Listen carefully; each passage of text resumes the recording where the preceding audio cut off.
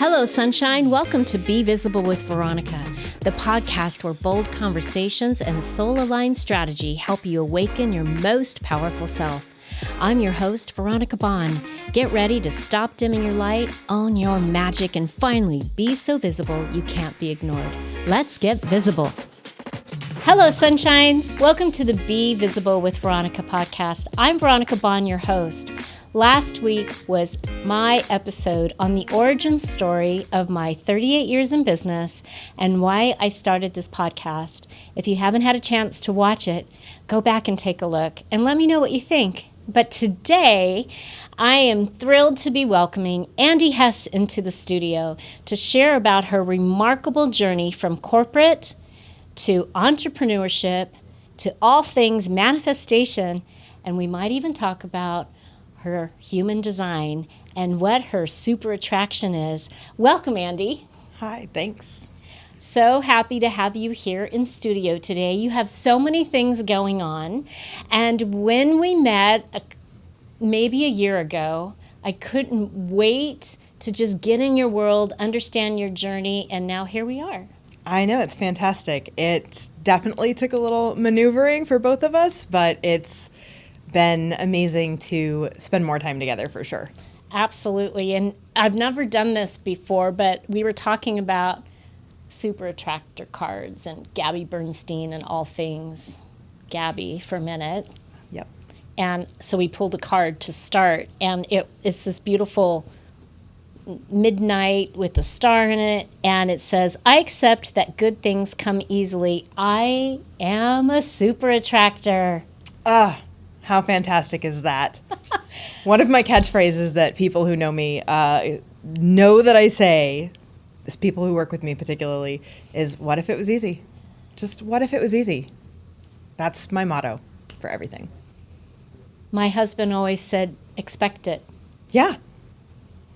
Absolutely. So this is a podcast for women entrepreneurs to share their stories, whether they are a bold startup or that 7 or 8 figure earner. And we've had the gamut on over the last 18 weeks. And I'm so intrigued by your background, who you just spoke to, all the things that you're doing that I'm in this discovery phase with you, and how many people you and I know together that are also doing remarkable work.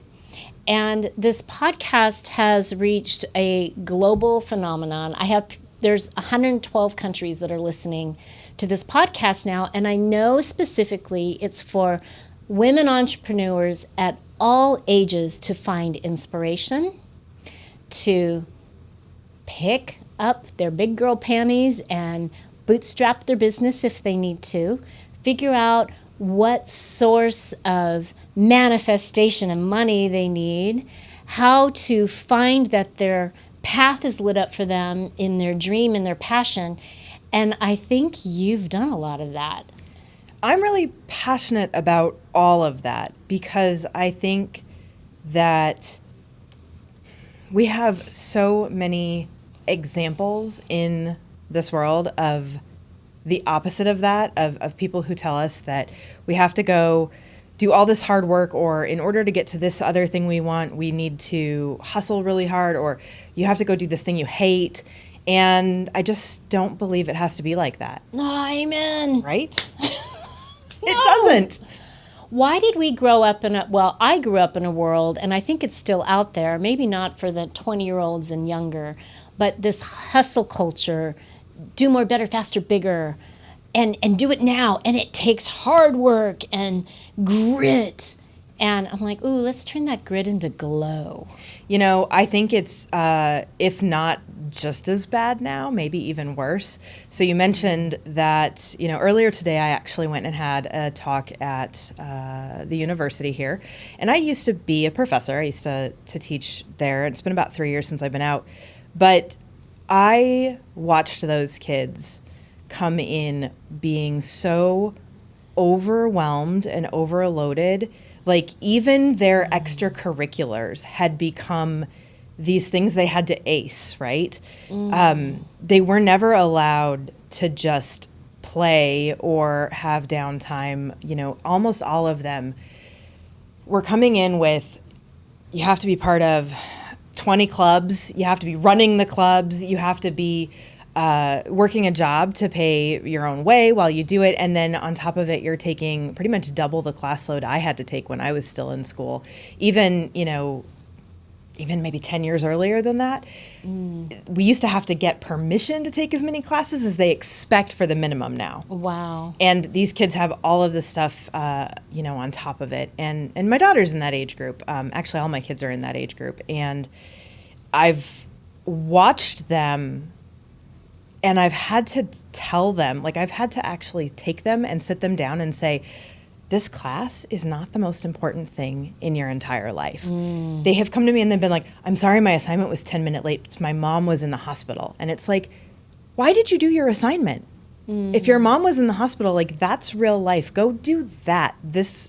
Your learning's important, but this one 10-point assignment is not going to make or break you. You don't need to be A++++ing every single thing that you do to the point where you've lost any sort of, ability to notice what is real and what's not. I was just going to say they have a false sense of what reality really is. Yeah. Or what life really is all about. Where do you think that came from then? Being in that university teaching space. I think you started out by saying it was this way for our generation, and I think that is true. And I think what happened when we started raising kids was that it looked like so much more was hinging on it. And everything was also quantifiable. And we sort of just got into this world where it was, well, they need to get into the best school. So they might, maybe we need to put them into this or put them into that, or, they have to be busy, or you can't just let them hang out at home at night, right? They want to do this and they want to do that. And I think we all wanted to provide that sort of life for our children, the things that they enjoyed doing. And at some point it just snowballed. Yeah. Got Which out I of think it does for control. us too, right? Oh, for sure. Because that's my entrepreneurship journey for sure. Oh, absolutely. Since I don't have a boss who has to be like, yes, you can do that, or no, you can't. I'm a whole lot worse to myself. And it feels like I want to do everything. And you make missteps along the way because you think you're in the doing of everything. Yes. And you think you're doing all the good things and all the right things. And so many of the things that are doable, that are a clear, structured, step-by-step thing, are actually the things that don't matter. The big things that are going to make a huge impact and change everything, they're messy and unstructured, and there's no map to them. And so it gets really easy to be like, well, this is a routine that I know I can just check off. So I'm going to do that first because it'll be easy and I'll feel good that I got it done.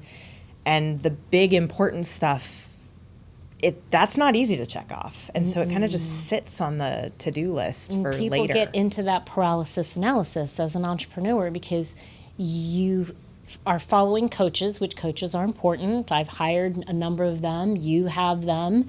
It's how you grow and scale and learn from people who really invest in the strategy and belief and vision of what you're doing. But I think you can also get yourself wrapped up in, especially when you're on social or you're around a lot of successful entrepreneurs, and you think, oh my gosh, they're doing that and they're having success, and they just turned that sale into double what they were doing last year. And one of the most intriguing conversations you and I had, and I wanted to make sure we talked about it today, was in your coaching and how you show up for you.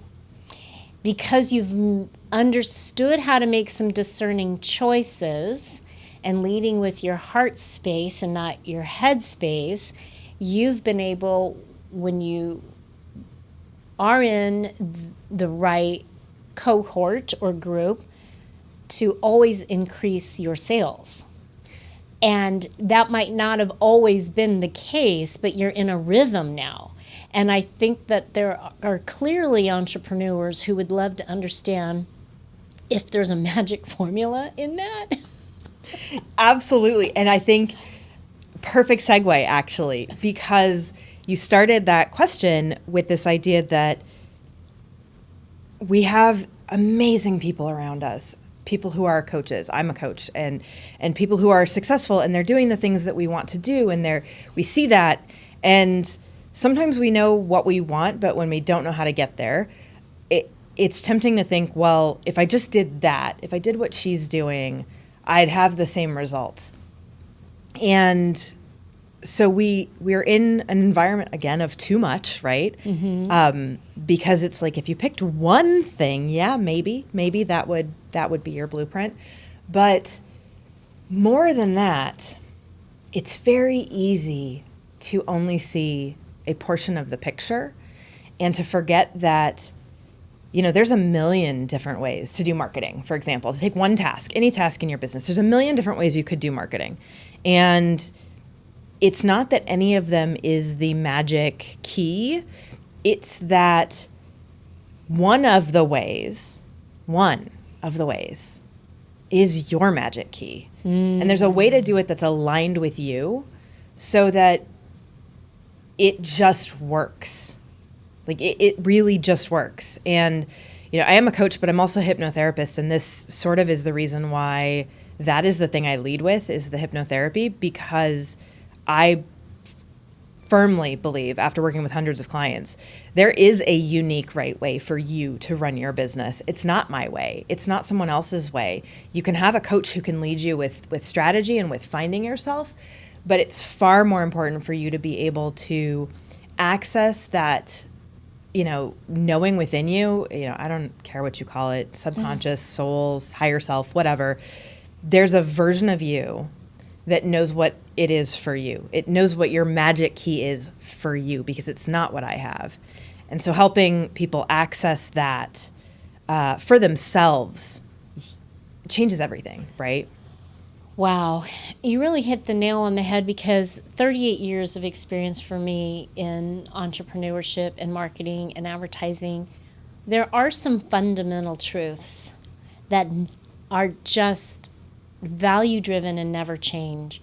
And a lot of it is that EQ. It's very much, what is that unique quality in you? What is your emotional IQ? And I think people are always looking for the magic key when really it lies within them. Yeah. And they need the right people around them who know how to get the key out and show them the door with the lock that says, I can talk to you all you need, I can strategy with you, but I have to breathe enough confidence in you. Yes. So that I know how to reach your divine higher self that's calling you forward. And that is entrepreneurship, that creative space where I talked to a gentleman today, and he's like 17 businesses, multiple car dealerships. He started with $1,600 in his bank account when he was like 17 years old. And his story is fascinating. And I know that there are women out there that are doing the same thing, but I also know there are women out there that are so stuck in paralysis analysis, and they let fear... Yep. So this goes back to what you and I were talking about. Because and comparison. Yes. Someone else did it this way, so they must know something I don't, right?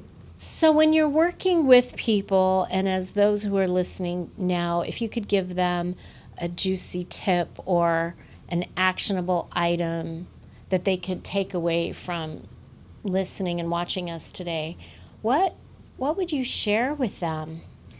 I love this. Absolutely. When I am talking with someone and I hear them say, so-and-so just told me I've got to do it for this, like for 5 years, and then I'll be able to do what I want. And I'm like, oh my gosh, why are you building yourself a trap? Isn't that why you got out of the job, right? I will ask them to back up for a second, ask yourself really what you want. The first step really is vision. Like, what is it that you want? Because it's probably not spending 2 hours a day on social media. You just say you want that because somebody told you you need to do that to get where you want. Mm-hmm. So if you go back to that vision, right, and you get crystal clear on that, then ask yourself, what would that look like for me if it was easy? And if you take those deep breaths and you tap into yourself, and I've got a million more ways that I can guide to do that. But But if you're able to access that vision and be like, well, if it was easy, it would just look like this, right? And that is the magic key. So then your goal is to step back and be like, well, why can't it be that? Why can't, like, what is stopping you from doing it that way? And usually that is the fear. Usually that is the, well, I don't know if that'll work. Well, you're never going to know if that's going to work, right? I use a framework I call the Breakthrough Roadmap that has 3 steps. And I talk a lot about this idea that, let's say you were on a road trip going to from LA to New York City. And this is like people saying, well, I can't see, sitting in LA right now, I can't see the turns in New York, so I can't leave. I can't start. I'm like, actually, you can't even see a turn ahead of you, right? Like, if you're looking down the road, you can't even see the next turn. But you know what you can do? You can recognize that you're a competent adult who knows how to see what's in front of you, and that as you move, you'll see the things, you'll see the turns that you need to make. When you get to New York, you'll see exactly where your turn is, right? And so, yeah, if you can go with that, what if it was easy, and believe that you're competent enough to make the decisions as you go along. You can't plan for tomorrow morning's car accident, right? You can give yourself extra time because you know there's usually a car accident, but you can't sit down tonight and say, well, I'm going to avoid this corner because that's where the accident's going to be at 9 a.m. Right. It hasn't happened yet. You don't know where it's going to be. You don't know which way it's going to be marked off, but you know that you're a competent driver, and so you're going to be able to take the detour. Ooh, take the detour. Set your sail and let the wind guide you. Yeah. And that comes from within, and trusting that heart space. Our heart is a brain. It is. The heart is a brain, the gut is a brain. So let's talk about 3 years ago. Yes. You decided to leave your professorship. I will caveat this with, I'm insane. Don't do what I do. But I also don't regret it. Okay. So, but you said I don't remember what age you said, so I'm not going to repeat it, but you had checked off all the goals. I checked off my bucket list by the time I was 37. I started my career back in the 90s as a productivity consultant with Franklin Covey. And so Thank you, Franklin Covey. Right? I know. My heart, man, it kills me to be working in like ClickUp and not a paper planner because my team is too big now. But I started there, and from the earliest time I can ever remember, I was obsessed with productivity. I was obsessed with, how do you decide what it is that you want and go get it? There's a formula, right? You just decide and do, and it's just a bunch of check boxes, right? And so that is very much how I approached a lot of my life for a very long time, was just, okay, what's the next goal? And okay, we'll go do it. What's the next goal? Go do it. And I actually hadn't taken the time to stop and realize that I had hit all of those goals. Wow. Until I was sitting in a hospital in Serbia for 7 days. And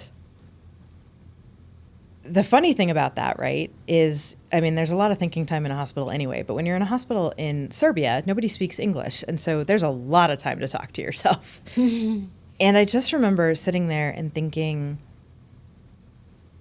what's next? What am I trying to do? And realizing that every single thing on my list had already been checked off, and I was still spinning my wheels, trying to prove myself, trying to get the recognition and the titles and the status and the awards and the whatever it was, even though I had actually hit those goals so long ago.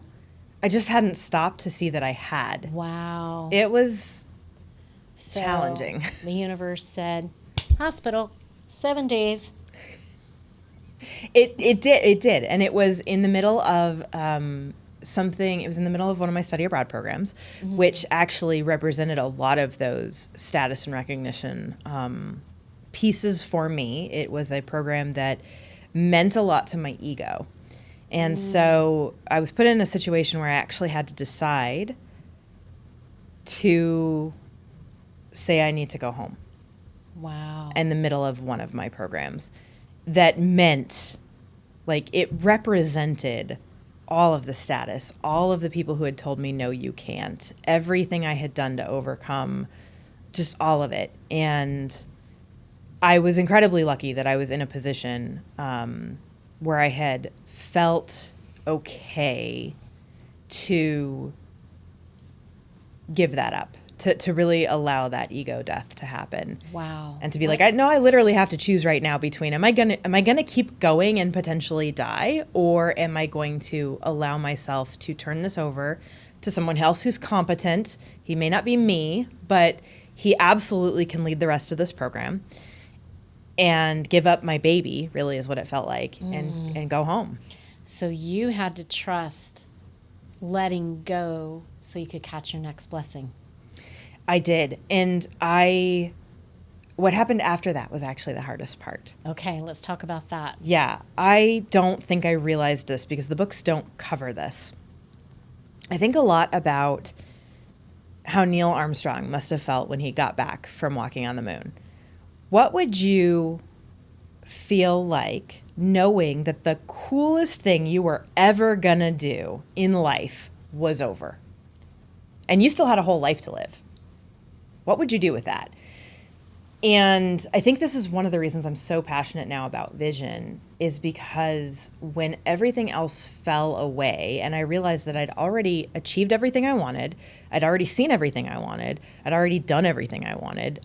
The kids today were laughing in my presentation at the university because they were like, oh my gosh, you've lived 100 lives. And I feel like I have. Like, there's nothing else that my soul feels like it absolutely must do to feel complete.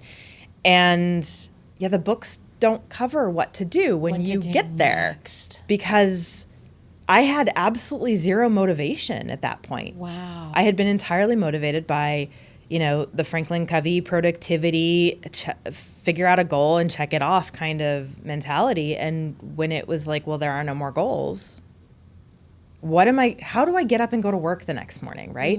How do I do the dumb things you need to do to be an adult in society and keep moving forward?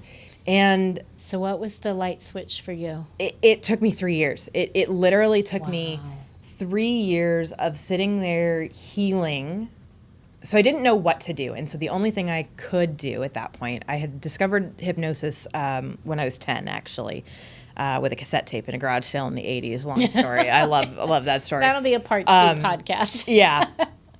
But that's how I had dealt with things. And so I started I kind of felt numb, but at least I could sit there, right? And so I sat there and just did hypnosis on every single little thing that I could find that was bugging me. Like, if I had an emotional reaction to something, if I even reacted at all, I'd be like, ooh, what was that? That was an emotion. Let's go dig into that. And so I would just sit there and do hypnosis. And I just was seeking, like, okay, what is there left to do? Is this the point where you have to go become a monk? Like, what happens when you get everything you want? At such a young age. And yeah, it was very much like, I can't be done at 37. Midlife yet. I cannot be done at 37. You had like 90 plus years maybe left for you. And it was an interesting midlife type of scenario, because at the same time, so that was 2019 actually, and in 2020 my last child moved out of the house. So at that point I was also an empty nester, right? Wow. And then of course pandemic, so my husband's home. And so it was a whole bunch of like, okay, now I have no motivation to do anything. I'm not going anywhere. I don't have kids to like fill my time or my attention or my energy or anything. That's some major shifts happening in your life. It was a lot.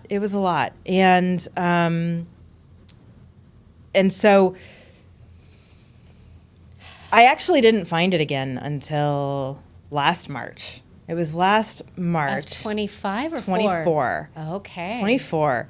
But simultaneously, I'd also sort of checked off my biggest career goal, like the whole point of what I was working towards as an academic. I got a grant for the thing that was kind of what I considered my life's work. And then We had a leadership change, and we were coming into we were in the summer and coming into fall, and started talking about how the new semester was going to be. And I was told that I wasn't going to be allowed to work on the grant that I had just gotten, multiple millions of dollars, extreme physics grant. It was really super cool work, and there was just a moment where I was like, I cannot walk back into the classroom. Like I can't in integrity be excited about what we're doing here. Oh, wow. When I've just achieved everything I wanted in my career for the field, and then been told no by someone, above me, right? Who doesn't know anything about me at all. And I quit. I quit that day. I turned in my resignation that day, that afternoon. And I didn't have a plan. You went home, no plan. I was actually still at home. I got off the phone with them because it was still COVID time, right? Okay. So we were all still working at home. I think I made the decision actually on that phone call, but I at least had enough mental capacity to be like, I'm going to call my husband first. I was going to say, who was your next call? Did you run into the next hall and knock on his office door and be like, babe? I think he was back at work by this time. So we got off the call, and I called my husband, and I was like, this just happened. I'm going to quit. And he went, of course you are, because that's how he is. He's the kind of narcissist who believes that everyone should be that into themselves, that. Why are you not a narcissist? You should be that confident in yourself, right? Not in the kind that tries to put down other people. Right, I love But it. when I come to him, he'll just be like, do you belong there? Why are you even asking me, right? Oh my gosh, my husband's the same way. It's very, I couldn't be who I need to be without him. Isn't there for that, sure. Let's just give a minute for those guys, right? Yay Absolutely. for the guys. Because whenever I'm doubting myself, he's equally as ridiculously mad at me for things, but he doesn't even allow me to play with, no, don't do what you need to do. So I called him and I was like, I think I'm going to quit. And he was like, of course you are. And I decided right then and there, actually, speaking of the super attractor, Gabby Bernstein stuff, I just decided right then and there, I am energetically unavailable for a pay cut. I will make my six-figure salary immediately. I have no idea how, but I'm just going to expect it. And it worked. It worked. I have no idea how it worked, but it did. Some of the work I had been doing for some organizations, I had founded our nonprofit, our academic nonprofit, and I had been doing some work for them. And I was in a position where I was one of the only people who knew all the things. So they were putting on their conference and got to a point where they literally couldn't do it without me. And I was like, well, I'm not currently employed, so I can't do that kind of work as service work anymore. But you can pay a consulting fee. And so they paid me to run the whole conference. So I just want to hold on to that for a minute, because there are women right now in a JOB that have an idea and a passion and a thought, but they don't know where to take it. And they are waiting for somebody to breathe belief in themselves. Yeah. And what you said was, I'm energetically unavailable to take a pay cut. 100%. Can we just sit with that for a second? I will have to give credit. That is Amanda Francis. She has a book called Rich as Fuck. Okay. And it is phenomenal. And I happen to have been reading it, I think, at this period of time. Highly recommend the audiobook. She's a complete Valley girl, but she goes off on tangents in the audiobook that you don't get in the actual book. I love it's phenomenal. that. Okay. I recommend it to everybody. And we'll put that in the show notes, so don't you worry. And yeah, it was just, I'm energetically unavailable for a lifestyle that doesn't match what I'm currently living. I'm not going to take a step back. And you don't know where it's going to come from, right? You don't have to know the how. Exactly. Amen. Let's go there for a minute. Exactly. I when I left, I had no idea what I was going to do, right? I remember showing up to my very first entrepreneur conference, which I think might have been in October that year. And people would ask me, what do you do? And I'm like, I have no idea. I just quit my job. I think I'm going to be a coach. I have this background as a productivity consultant, and I had done a lot of career coaching as a professor. I was running the programs for the freshmen and for the seniors to get them from high school to college and then from college to career. Okay. Kind of career transition. So I was like, All right. I think I'm going to do career coaching or something. But it was, I never would have found this if I just hadn't started doing stuff. Let's just go there too. Yes. The action you take to find, so if you're in a place where there's no executive coaching or entrepreneurship conferences or circles of women or people coming together that are entrepreneurs and growing, you can tap into communities on social networks, on podcasts, on Audible books, on books, and find your belief there first as you're actually also creating your own circle. And you know what? You can go out and create your own community. You don't have to wait for somebody else to put one up for you. I'm giving you permission right now to go create your space. Go bring your chair to the table and have that conversation and belief, knowing you're ready to make an impact. That's amazing. Yeah. There's somebody out there who desperately needs to hear what you have to say.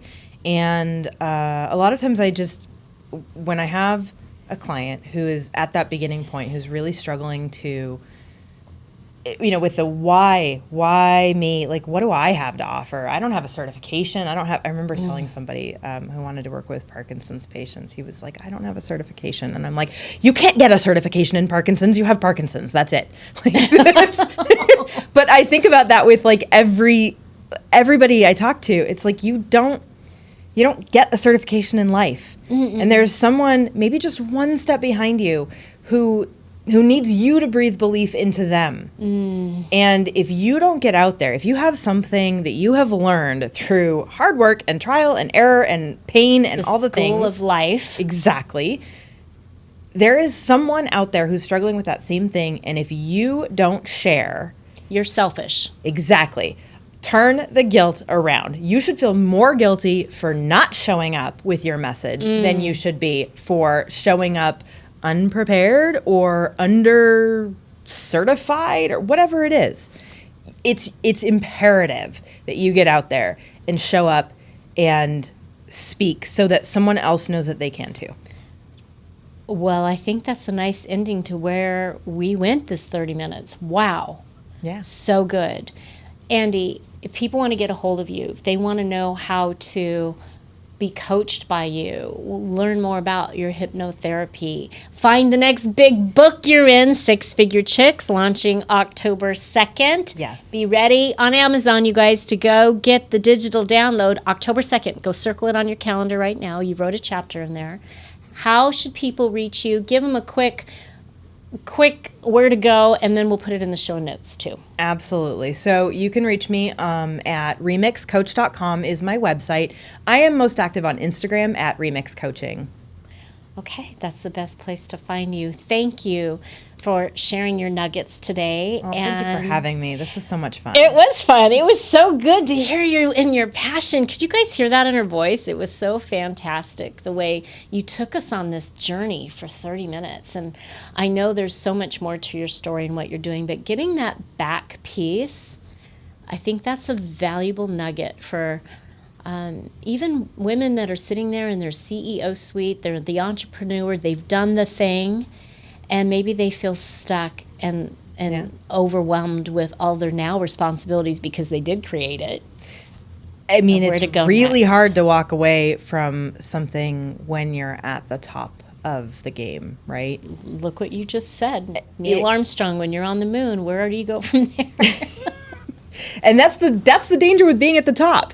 Because if you're at the top and you can't go any higher, what are you doing? What are you going to do?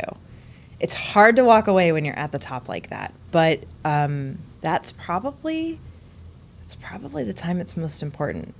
Because you might think you're starting again at the bottom, but you're not. You're not. Your peak has just gotten bigger. Yeah. Where you're at, where you start from is a whole different space. Exactly. Absolutely. I love that. Well, all of my guests who come on the Be Visible with Veronica podcast receive this fun little Hello Sunshine box. So I just want to gift that to you. There's some thank fun you goodies so in there. much. I want you to remember today, and I want you to remember how much you've meant to the audience that's watching and sharing your story and the impact you're making on the world. And on the days you feel like there's a little cloud hanging out over your head, I want you to remember that you are the sunshine in others' lives, and go out and continue to be that, okay? I hope you remember that too. I receive that with my whole heart. Thank you. Thank you for having me. Oh my gosh, you guys, how great was this story? Please stay tuned also for next week, where we will be talking with our nonprofit. Every fourth episode, we feature one. And I'm so grateful to have each of you here with us on the Be Visible with Veronica podcast, where you're learning actionable tools and steps on your entrepreneur journey on how to create visibility and be the light. Don't be selfish. Bye for now. Thanks for tuning in to Be Visible with Veronica. If today's episode sparked something in you, share it, tag me, and pass it on. Your presence has power, and the world is better when you let it be seen. Don't forget to subscribe, leave a review, and keep showing up as the unstoppable force you were born to be. I'll see you next time.